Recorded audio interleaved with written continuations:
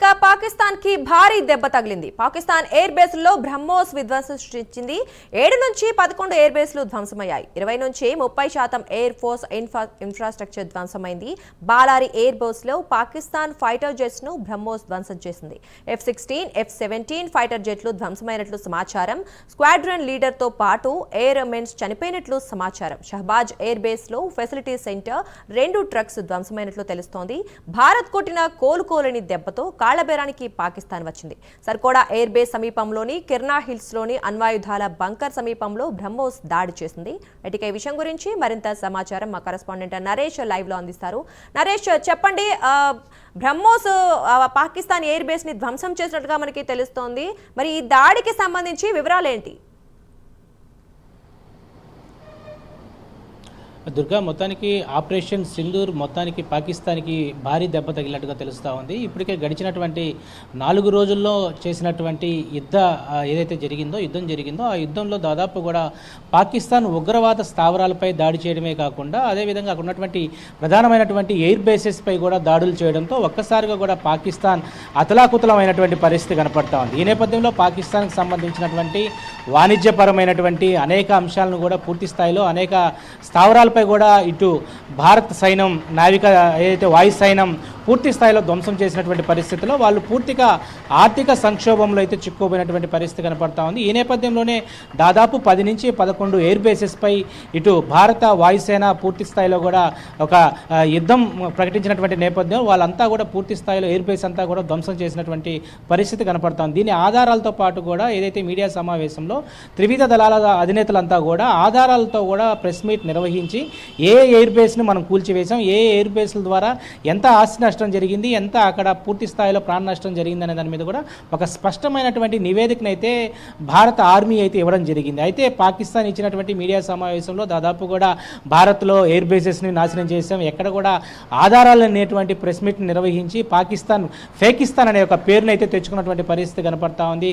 మొత్తానికి మనం చూసుకుంటే ఈ యొక్క ఆపరేషన్ సింధూర్ వ్యవహారం దాదాపు కూడా ఈ యొక్క వ్యవహారంలో పాకిస్తాన్పై మనం ఏదైతే ఉగ్రవాదుల మీదే ఈ యొక్క ఆపరేషన్ అయితే ముందు మనం తీసుకెళ్ళాం, ఉగ్రవాద స్థావరాల మీదే మనం దాడి చేసాం. దాదాపు 20 నుంచి 30% ఎయిర్ ఫోర్స్ సంబంధించినటువంటి సిస్టమ్ అంతా కూడా ధ్వంసం చేశాం.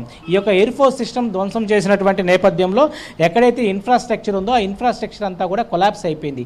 ఈ నేపథ్యంలోనే పాకిస్తాన్ కాళ్ళబేరానికి వచ్చినటువంటి పరిస్థితుల్లో దాదాపు కూడా మిత్రపక్షాలైనటువంటి చైనాతో, అమెరికాతో వీళ్ళందరితో కూడా భారత్ నుంచి మాకు విముక్తి కలిగించండి, ఈరోజు దాదాపు కూడా ఆర్థిక సంక్షోభంలో చిక్కుకోపోయాం, మమ్మల్ని కాపాడండి అంటూ కూడా లబోదిబో అన్నటువంటి పాకిస్తాన్ బయటికి మాత్రం మేకపోతు గాంభీర్యాన్ని ప్రదర్శించినప్పటికి కూడా వాళ్ళకి జరిగినటువంటి ఆస్తి నష్టాలు ఏంటొచ్చు, ఈరోజు అణ్వాయుధాలకు సంబంధించినటువంటి ఎయిర్ బేస్లన్నీ కూడా ధ్వంసం చేసినటువంటి వాటి మీద ఎక్కడ కూడా ఎలాంటి స్పందించకపోవడంతో మరోవైపు భారత్ ఎదురుదాడి జరిగినటువంటి దాడిలో దాదాపు కూడా పాకిస్తాన్కి సంబంధించినటువంటి 20-30% వాళ్ళ యొక్క ఇన్ఫ్రాస్ట్రక్చర్ అంతా కూడా కొలాప్స్ అయిపోయింది. వాళ్ళు కోలుకోలేని పక్షం వాళ్ళకున్నటువంటి అంతో ఇంతో ఉన్నటువంటి అణువాయుధాలు అయ్యుండొచ్చు, అదేవిధంగా న్యూక్లియర్ ఆయుధాలు అయ్యుండొచ్చు, మరి యుద్ధ విమానాలు. అయితే భారత్పై యుద్ధాన్ని ప్రకటించిన 2-3 రోజులకే పూర్తి స్థాయిలో కూడా అన్నీ అయిపోయేటువంటి యుద్ధ సామాగ్రిని వాళ్ళు పూర్తిగా 20-30% మనం కేవలం 24 గంటల్లోనే కొలాప్స్ చేయడం జరిగింది. అదేవిధంగా కరాచీ అయ్యుండొచ్చు, రావల్పిండికి సంబంధించినటువంటి అనేక ప్రాంతాల్లో ఉగ్రవాద దాడులకు సంబంధించినటువంటి ఉగ్రవాద స్థావరాలపై మేము టార్గెట్ చేశాం. మనం ఆపరేషన్ సింధూర్ని చూసుకుంటే ఆ రోజు రాత్రి మనం కొనసాగించినటువంటి యుద్ధంలో దాదాపు కూడా ఉగ్రవాదులు ఎక్కడైతే నివసిస్తున్నారో, ఉగ్రవాద స్థావరాలు ఎక్కడైతే ఉన్నాయో ఉగ్రవాదులు ఆ రోజు అలర్ట్ అయినటువంటి నేపథ్యంలో వాళ్ళ స్థావరాలపై దాడి చేశాం. ఎక్కడ మనం సివిలియన్స్ అయ్యుండొచ్చు, పబ్లిక్ని కూడా ఇష్యూ చేయలేదు. ఈ నేపథ్యంలోనే పాకిస్తాన్ అంతా కూడా ప్రస్తుతం కాలబేరానికి వచ్చింది. ఈ DGMO సంబంధించినటువంటి చర్చలు మధ్యాహ్నం జరుగుతాయి అనుకున్నాం, కానీ సాయంత్రం 5 గంటలకు కూడా ఈ యొక్క చర్చలు కొనసాగేటువంటి అవకాశం కనపడతా ఉంది. మొత్తానికి ఏ ఎయిర్ బేస్ల్లో భారత్ పూర్తి స్థాయిలో కొలాప్స్ చేసే విషయం కూడా మనం తెలుసుకునే ప్రయత్నం కూడా చేద్దాం.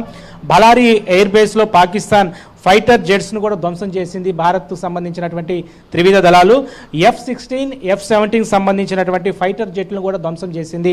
వీటి పూర్తి ఆధారాలతో పాటు కూడా మనం ప్రెస్ మీట్లో ఈ యొక్క విషయాలన్నింటినీ కూడా క్షుణ్ణంగా చెప్పడం జరిగింది. అదేవిధంగా స్క్వాడ్రాన్ లీడర్తో పాటు ఎయిర్ మ్యాన్స్ చనిపోయినట్టు కూడా సమాచారం మనకు అందింది. ఈ నేపథ్యంలో షహబాజ్ ఎయిర్ బేస్లో కూడా దాదాపు కూడా అక్కడ ఫెసిలిటీ సెంటర్, 2 ట్రక్స్ను కూడా ధ్వంసం చేసినట్లుగా ఇప్పటికే భారత ఆర్మీ ప్రకటించడం జరిగింది. భారత్ కోలుకోలేని దెబ్బతో పాకిస్తాన్ విలవిల్లాడుతున్నటువంటి పరిస్థితి కనపడతా ఉంది.